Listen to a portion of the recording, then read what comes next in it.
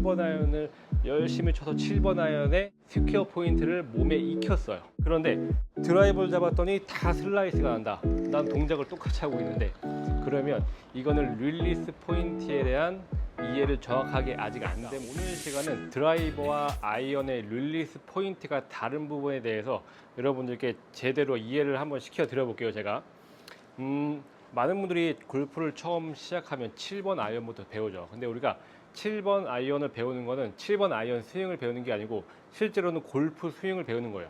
그래서 뭐 7번 아이언은 이렇게 쳐야 되고 드라이버는 이렇게 쳐야 되고 이런 부분이 아니고, 결국에는 같은 스윙인데, 드라이버도 같은 스윙인데 우리가 릴리스 포인트와 리듬 타이밍적인 부분이 달라지기 때문에 많은 분들께서 이제 스윙이 달라진다고 느끼는 경우가 굉장히 많죠. 가장 다르게 느끼는 부분이 이 릴리스 포인트예요.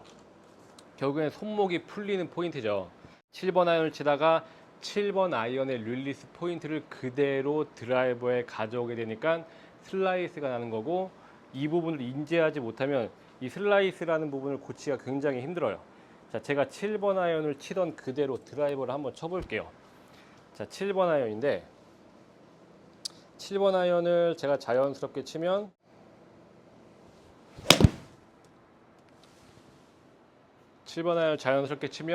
이렇게 똑바로 가죠. 그런데 제가 7번 아이언을 쳤던 릴리스 포인트를 그대로 드라이버에 가져가 볼게요. 7번 아이언을 쳤던 릴리스 포인트를 그대로 드라이버에 가져가게 되면 이렇게 공은 오른쪽으로 굉장히 심한 슬라이스가 날 수밖에 없어요. 결국엔 우리가 가지고 있는 클럽의 길이에 따라서 릴리스 포인트, 손목이 풀리는 포인트가 달라질 수밖에 없는데, 자, 가까이서 제가 한번 보여드릴게요. 먼저 7번 아이언이에요. 7번 아이언 같은 경우에는 백스윙을 하고 다운스윙을 내려올 때 지금 손목이 풀리는 포인트가 지금 제 오른쪽 허벅지 안쪽까지 손목이 들어온 다음에 여기에서 스퀘어 포인트가 만들어지게 돼요. 다시 한번 백스윙 올라갔죠. 다운스윙을 할 때 여기까지는 거의 스퀘어 포인트가 안 나오고 여기까지는 손목이 들어오죠. 그 다음에 스퀘어가 되고 팔로우가 돼요. 그런데 만약에 제가 이 느낌 그대로 드라이버를 치게 된다면 그대로 아까 7번 아이언 여기까지 들어왔죠. 손목이 이 상태로 들어오게 되면 헤드 페이스는 무조건 열릴 수밖에 없어요. 좀 더 뒤에 가서 보여드리면 아까 7번 아이언이 여기까지 손목이 들어왔죠. 그런데 이 손목 가지고 들어온 느낌 그대로 드라이버를 치면 아마 여기 왔을 때 헤드는 이만큼 열릴 수밖에 없다라는 거예요. 그러면 드라이버의 릴리스 포인트는 이 정도겠죠. 이 정도. 여기에서 손목이 풀리면서 들어와야지 여기가 스퀘어 포인트가 되는 거예요. 그러면 샌드 웨지랑 비교를 해보면 훨씬 더 느낌이 더 빨리 오실 거예요. 샌드 웨지는 올라갔죠? 그러면 얘는 여기까지 들어와요. 아까 7번 아이언보다 훨씬 더 중심으로 들어온 다음에 스퀘어 포인트가 나와요. 그만큼 샌드 웨지 같은 경우에는 훨씬 더 많이 끌고 와도 상관이 없다는 얘기죠. 하지만 드라이버 같은 경우에는 방금 샌드 웨지가 이 정도였죠. 이 정도까지 끌고 들어오게 됐고, 드라이버 같은 경우에는 여기에요. 여기. 지금 제가 릴리스라는 건 굉장히 느낌적인 부분이기 때문에 정확하게 어디라고 표현을 못 해드리지만 이 정도에서 풀리는 느낌이에요. 여기에서 이제 헤드가 들어오기 시작해야지 스퀘어 포인트가 나온다는 거죠. 아까 전에 샌드 웨지가 여기였죠.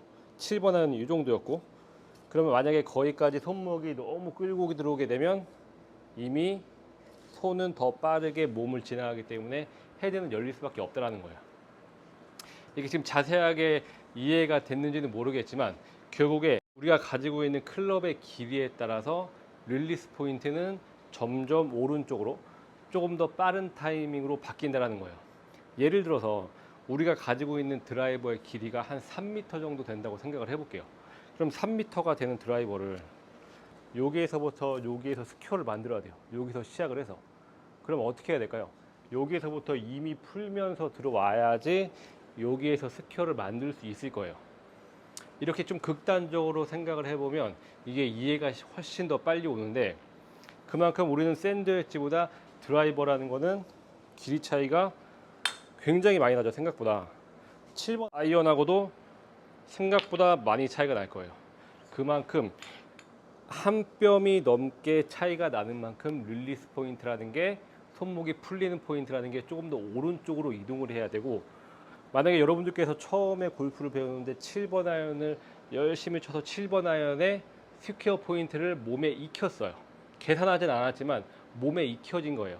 그런데 드라이버를 잡았더니 다 슬라이스가 난다. 난 동작을 똑같이 하고 있는데, 그러면 이거는 릴리스 포인트에 대한 이해를 정확하게 아직 안 된 부분이니까, 이 부분을 꼭 제가 오늘 말씀드린 이거를 잘 생각하면서 연습할 때 적용을 해보신다면 분명히 효과가 있을 테고요.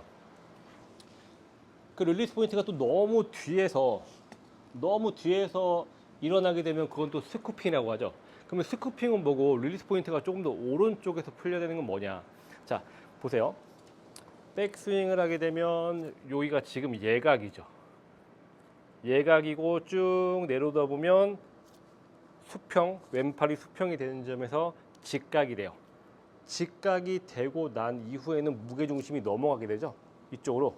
무게중심이 넘어간 상태에서 손목이 풀리는 거는 스쿠핑이 아니에요. 하지만 아직 얘가 예각인 상태에서는 무게중심이 이쪽에 있단 말이에요. 무게중심이 넘어가지 않았는데 손목이 풀린다? 이거는 스쿠핑이라고 하는 거죠. 그래서 릴리스 포인트가 조금 더 오른쪽 허벅지, 오른쪽 허리 쪽으로 이동하는 건 스쿠핑이 아니고 올바른 릴리스 포인트를 찾는 거니까 스쿠핑이라고 생각을 하시면 절대 안 되고요. 그 릴리스 포인트를 잘 찾아서 스윙을 하시게 되면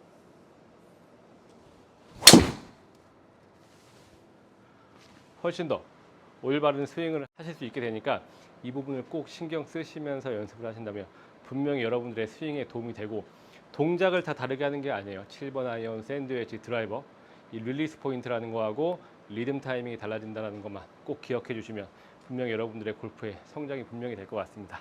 자, 영상 보시고 나서 도움 되셨다면 구독 버튼과 좋아요 눌러주시면 감사하겠습니다.